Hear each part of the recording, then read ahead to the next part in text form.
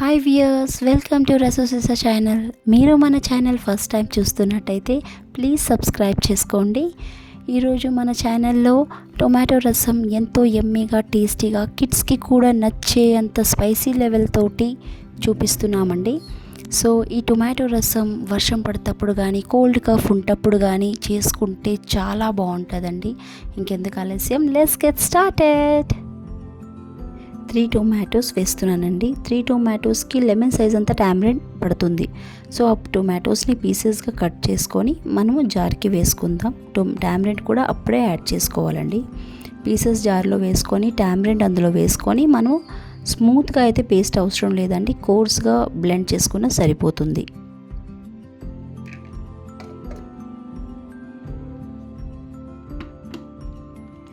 ఇక్కడ మాకు వర్షాలు స్టార్ట్ అయ్యేవండి. ఈ వర్షాల వల్ల కోల్డ్ కఫ్ ఇంట్లో అందరికీ చేస్తుంది. నా వాయిస్ కూడా దాని ఎఫెక్టే. ఇప్పుడు కొంచెం థ్రోట్ బెటర్గానే ఉంది. ఓకే, సో టొమాటోనైతే ఇలా ప్యూరీ చేసుకోవాలండి. అంటే కోర్స్గా మరీ ప్యూరీ మెత్తగా కాకుండా కాస్త మనకి లిక్విడ్లా వస్తే సరిపోతుంది. దాన్ని మనం స్ట్రెయిన్ చేసుకోవాలండి. స్ట్రెయినర్ పెట్టేసి స్ట్రెయిన్ చేసుకోవాలి. లైక్ అది స్ట్రెయిన్ అయ్యేటప్పుడు మనకి పైన గుజ్జులా ఉంటుంది కదా, దాంట్లో ఇంకా మనం 1 గ్లాస్ దాకా నేనైతే వాటర్ యాడ్ చేశాను. 1 గ్లాస్ వాటర్ యాడ్ చేసి నేను ఇక్కడ 1 గ్లాస్ వాటర్ దాకా యాడ్ చేశానండి. 1 గ్లాస్ వాటర్ అయితే నేను తీసుకునే టొమాటోస్కి మనకి పులుపు కూడా సరిపోతుంది. టామరిన్ వేసాం కాబట్టి పులుపు అడ్జస్ట్ అవుతుంది. సో వాటర్ వేసాక మిగిలిన జ్యూస్ కూడాను గట్టిగా మనం పిండి తీసుకోవాలండి. అలాగా స్క్వీజ్ చేసుకోవాలి. మొత్తం అంతా తీసేసాక మనకు ఆ పిప్పు మిగులుతుంది. అది పక్కన పెట్టేస్తే ఇదిగోండి, నాకైతే ఇంత రసం వచ్చింది. దాన్ని పక్కన పెట్టేయాలండి.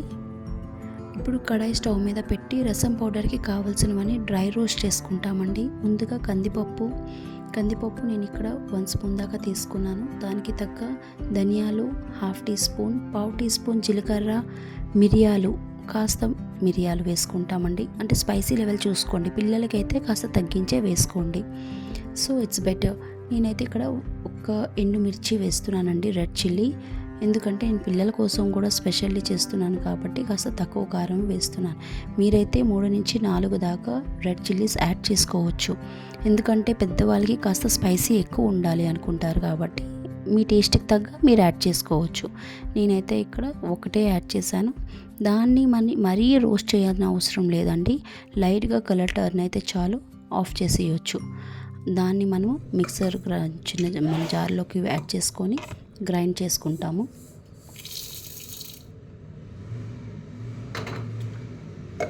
రసం ఇంత టేస్టీగా ఉండడానికి సీక్రెట్ ఇంగ్రీడియంట్ ఏంటి అంటే ఈ రసం పౌడర్ అనే చెప్పుకోవచ్చండి. చూసారు కదా, ఆ పౌడర్ని అలా మనం కోర్స్గా గ్రైండ్ చేసుకున్నాక అందులో వెల్లుల్లిపాయలు 4 నుంచి 5 దాకా వేసుకుంటామండి. వేసుకొని మళ్ళీ మెత్తగా గ్రైండ్ చేసుకుంటాం. మెత్తగా గ్రైండ్ చేసుకుంటే ఈసారి మనకు అది కొంచెం అక్కడ అంటి ఉన్నా సరే దాన్ని మనం తీస్తే ఇలా పౌడర్లా అయిపోతుందండి. సో ఇది రసం పౌడర్ రెడీ అయిపోయిందండి. ఇప్పుడు మనం ఇది పక్కన పెట్టేద్దాం. రసం ఏ గిన్నెలో చేస్తానో అందులోకి నేను ముందుగా తీసి పెట్టుకున్న టొమాటో రసాన్ని వేస్తున్నానండి. వేసేసి అందులోకి ఒకటి ఇంగ్రీడియంట్స్ యాడ్ చేస్తాం. లైక్ కొత్తిమీర, ఆ తర్వాత ధనియా పత్తా తర్వాత కర్రీ లీఫ్ తర్వాత కాస్త పసుపు వేసుకుంటే కలర్ కూడా చాలా బాగుంటుందండి, అడ్జస్ట్ అవుతుంది. ఆ తర్వాత salt as per taste. Salt అనేది మనం చూసుకొని వేసుకోవడమే బెటర్ అండి.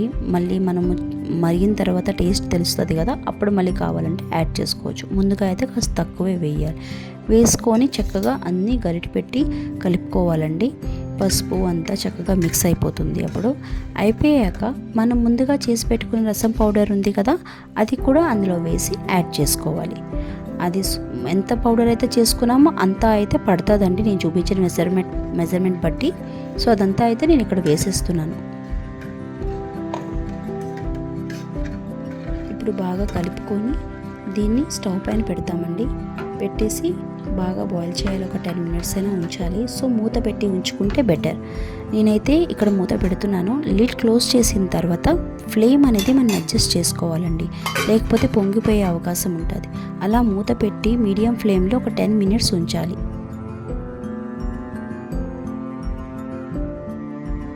15 మినిట్స్ తర్వాత మూత తీసి చూసుకుంటే చక్కగా గుమగుమలాడుతూ రసం అయితే మరుగుతుందండి. మంచి స్మెల్ కూడా వస్తుంది. ఇప్పుడు మనం దీనికి మంచి పోపు అయితే వేసుకోవాలి. ముందుగా కడాయి స్టవ్ మీద పెట్టి ఆయిల్ వేసి పోపు దినుసులు వేసుకోవాలండి. వెల్లుల్లి పొట్టు తీయకుండా వేసుకోవాలండి. అప్పుడే బాగుంటుంది, చాలా బాగుంటుంది. అండ్ ఆ పోపు అంతా మనం రసంలోకి యాడ్ చేసుకోవాలి. చూపిస్తున్న విధంగా ఇలా యాడ్ చేసుకోవాలి. యాడ్ చేసుకున్నాక కలుపుకోవాలి. మనం గరిటెతోటి దీంతోనైనా చక్కగా మిక్స్ చేసుకుంటే రసం చక్కగా పడుతుంది. ఆ తర్వాత దాన్ని మనం వేడి అన్నంలో వేసుకొని చక్కగా తినవచ్చు. రసం అయితే రెడీ అయిపోయిందండి. చూసారు కదా ఎంత ఈజీగా ఉందో. మీరైతే వీడియోని కనుక మీకు ఈ వీడియో నచ్చినట్టుగా అయితే తప్పకుండా లైక్ చేయండి అండ్ సబ్స్క్రైబ్ చేసుకోండి ఛానల్కి. వీడియోని షేర్ చేయండి. రసం అయితే మాకు రెడీ అయిపోయిందండి అన్నంలో వేసుకొని తినడానికి. Thanks for watching.